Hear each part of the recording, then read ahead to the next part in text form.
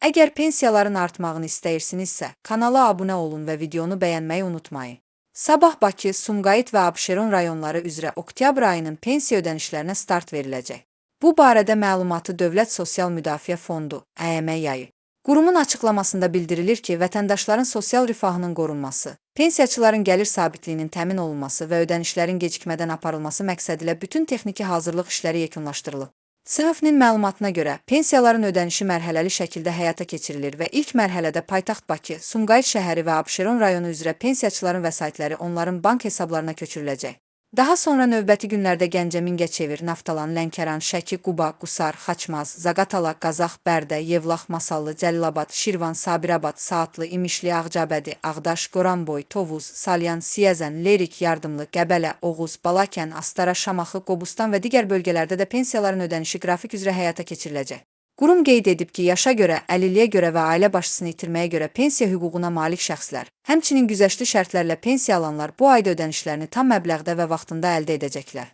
Həmçinin müharibə veteranları, şəhid ailələri, birinci qrup əlilliyi olan şəxslər, sosial müavinət və təqaüd alan vətəndaşlar da oktyabr ayı üzrə vəsaitlərini problemsiz şəkildə alacaqlar. ƏYM vətəndaşlara müraciət edərək bildirib ki, pensiya vəsaitləri avtomatik şəkildə bank kartlarına köçürülür. Bu səbəbdən pensiyaçılar vəsaitlərini istənilən bankomatdan əldə edə bilərlər. Eyni zamanda e-Sosial AZ, elektron hökumət portalı və ƏYM mobil tətbiqi vasitəsilə pensiya məbləğini, qalıq məbləği və tarixçəni onlayn şəkildə yoxlamaq mümkündür.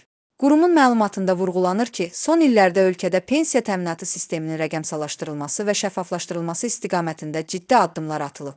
Artıq bütün pensiya təyinatı və artımı prosesləri tam avtomatlaşdırılıb. Bu da insan müdaxiləsini minimuma endirərək daha şəffaf və operativ xidmətin təmin edilməsinə imkan verir. Eyni zamanda ƏYM bildirir ki, pensiyaların vaxtında ödənilməsi dövlətin sosial siyasətində əsas prioritetlərdən biridir. Fond vətəndaşlara sosial dəstək mexanizmlərinin gücləndirilməsi istiqamətində ardıcıl iş aparır. Hazırda növbəti illər üçün pensiyaların indeksləşdirilməsi, minimum pensiya məbləğinin artırılması və sosial müavinətlərin genişləndirilməsi ilə bağlı təkliflər hazırlanır. Məlumatda həmçinin qeyd olunur ki, pensiya alan şəxslər hər hansı gecikmə, texniki problem və ya hesabla bağlı uyğunsuzluq hiss etdikdə, Dövlət Sosial Müdafiə Fondunun 142 çağrı mərkəzinə və ya yerli xidmət mərkəzlərinə müraciət edə bilərlər. Qurum bildirir ki, bu cür müraciətlər operativ şəkildə araşdırılır və qısa müddətdə cavablandırılır. Fond vətəndaşları yalnız rəsmi mənbələrdən yayılan məlumatlara inanmağa çağırıb, çünki son günlər sosial şəbəkələrdə pensiya ödənişlərinin gecikməsi ilə bağlı yayılan bəzi əsassız məlumatlar həqiqətə uyğun deyil. ƏYM bir daha vurğulayıb ki, heç bir gecikmə olmayacaq, bütün pensiyalar vaxtında və tam məbləğdə ödəniləcək. Bununla yanaşı, pensiyaçılara xidmətin daha da asanlaşdırılması üçün bir sıra yeniliklər də tətbiq olunur. Artıq bir çox bölgələrdə elektron növbə sistemi, mobil xidmət avtobusları və rəqəmsal məlumat terminalları fəaliyyət göstərir.